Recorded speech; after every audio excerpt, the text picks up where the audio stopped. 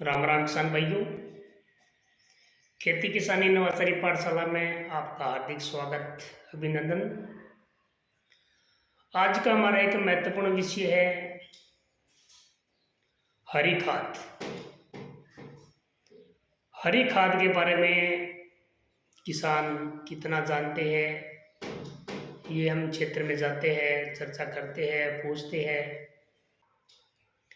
आज हम हरी खाद की चर्चा कर रहे हैं।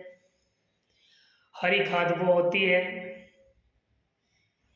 जिसको हम रबी की फसलों की कटाई के तुरंत बाद हम हमारे खेत में कार्बन की मात्रा बढ़ाने के लिए, जीवाश्म की मात्रा बढ़ाने के लिए, पोषक तत्व की मात्रा बढ़ाने के लिए हम दलहनी फसलों की हम शॉर्ट टाइम, छोटे समय वाली फसलें, हम कम अवधि वाली फसलों की हम बुआई करते हैं और पुष्पन की अवस्था से पहले ही हम मिट्टी पलटने वाले हल से हम खेत में मिला देते हैं। ये हरी खाद सनई, ढेंचा, लोबिया, गवार, मोठ, मूंग, ये दलहनी फसलें होती है जो मिट्टी में कार्बन, नाइट्रोजन के साथ साथ अन्य समस्त प्रकार के पोषक तत्व मिट्टी में प्रदान करते हैं। तो हमें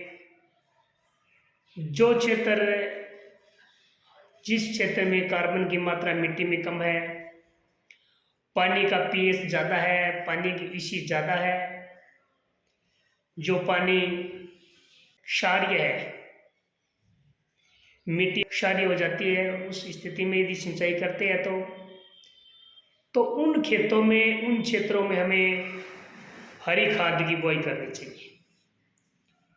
अभी हमें मार्च और अप्रैल माह में हरी खाद की बुआई करनी चाहिए और हमें लगभग 45-60 दिन पे हमें मिट्टी में मिला देना चाहिए। तो हमें सबसे ज़्यादा ढेंचे की बुआई करनी चाहिए।